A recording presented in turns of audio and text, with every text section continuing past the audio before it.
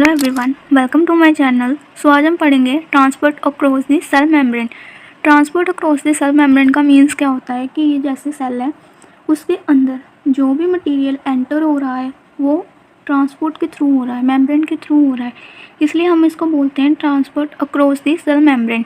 इसमें क्या होता है, मूवमेंट होती है सब्सटेंसेस की इन या आउट ऑफ द सेल।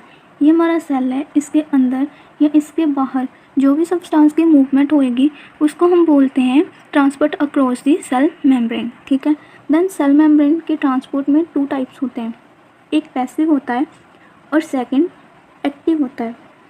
जो पैसिव होता है उसमें किसी भी तरह की एनर्जी और एटीपी की रिक्वायरमेंट नहीं होती, ये हायर कंसनट्रेशन से लोअर कंसनट्रेशन की साइड मूव करता है। ठीक है। जो पैसिव होता है उसमें एटीपी की रिक्वायरमेंट नहीं होती, ये कंसनट्रेशन ग्रेडियंट के अलोंग मूव करता है। कंसनट्रेशन ग्रेडियंट के अलोंग मूव करने का मीन्स क्या होता है, higher concentration to lower concentration move करता है। ठीक है। देन जो एक्टिव होता है उसमें एनर्जी की रिक्वायरमेंट होती है। जो सब्सटेंसेस हैं वो लोअर कंसनट्रेशन से हायर कंसनट्रेशन मूव करते हैं, इसका मीन्स क्या है, कंसनट्रेशन ग्रेडियंट के अगेंस्ट मूव करते हैं। ठीक है। उसके बाद पैसिव ट्रांसपोर्ट की टाइप्स आती हैं। सबसे पहले आता है डिफ्यूज़न। डिफ्यूज़न में क्या होता है, मॉलिक्यूल्स जो हैं वो हायर कंसनट्रेशन से लोअर कंसनट्रेशन की तरफ मूव करते हैं, इसमें किसी भी तरह की एनर्जी की नीड नहीं पड़ती, जैसे ऑक्सीजन एंड कार्बन डाइऑक्साइड का एक्सचेंज। तो हमारे सेल हैं उनमें ऑक्सीजन की कंसनट्रेशन कम होती है, तो ऑक्सीजन जो है वो एयर सैक से सेल में ट्रांसफ़र हो जाती है, इसको बोलते हैं डिफ्यूज़न। ठीक है। ऑस्मोसिस। ऑस्मोसिस में क्या होता है, जितनी भी वाटर की मॉलिक्यूल की मूवमेंट होती है सेमी परमिएबल मेम्ब्रेन के थ्रू, वो ऑस्मोसिस प्रोसेस के थ्रू होती है। ठीक है। Then is facilitated. फैसिलिटेटेड में क्या होता है, ये इसमें एक कैरियर होता है जो हेल्प करता है सब्सटेंस को सेल में मूव करने के लिए। ठीक है। इसमें क्या होता है, movement of the substance with the help of carrier protein. अब हमने पढ़े थे कि सेल की मेम्ब्रेन के ऊपर बहुत टाइप्स के प्रोटीन होते हैं। जो वो प्रोटीन है वो एक फैसिलिटेटेड कैरियर का काम करते हैं जो हमारे सब्सटेंस को सेल के अंदर एंटर करवाते हैं। Then is active.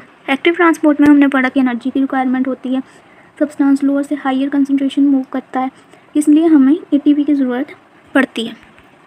इसकी एग्जांपल थी sodium and potassium pump.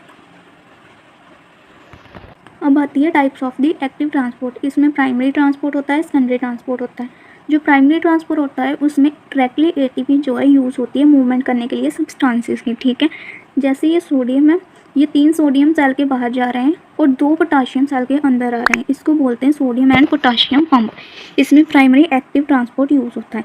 Then is secondary. Secondary में डायरेक्टली एटीपी की ज़रूरत नहीं पड़ती। इसमें क्या होता है, जो एनर्जी है वो स्टोर होती है आयन की फॉर्म में। ठीक है। जो सेकेंडरी है उसमें एनर्जी स्टोर होती है आयंस की फॉर्म में। इसमें क्या टाइप्स होती हैं, सिम पोर्ट, एंटीपोर्ट। जो सिम है वो same molecule, 2 molecule same direction में मूव करते हैं। जो एंटीपोर्ट है वो सेम मॉलिक्यूल्स डिफरेंट डायरेक्शन में मूव करते हैं। Then is vacuolar transport. Vacuolar transport में क्या होता है, जो वैक्यूल्स हैं वो एनगल्फ कर लेते हैं सब्सटेंसेस को एंड सेल के अंदर उसको ट्रांसपोर्ट कर देते हैं। Then bulk. वैक्यूल ट्रांसपोर्ट जो है वो बल्क ट्रांसपोर्ट के अंडर आता है, इसमें फैगोसाइटोसिस, फिनोसाइटोसिस होता है।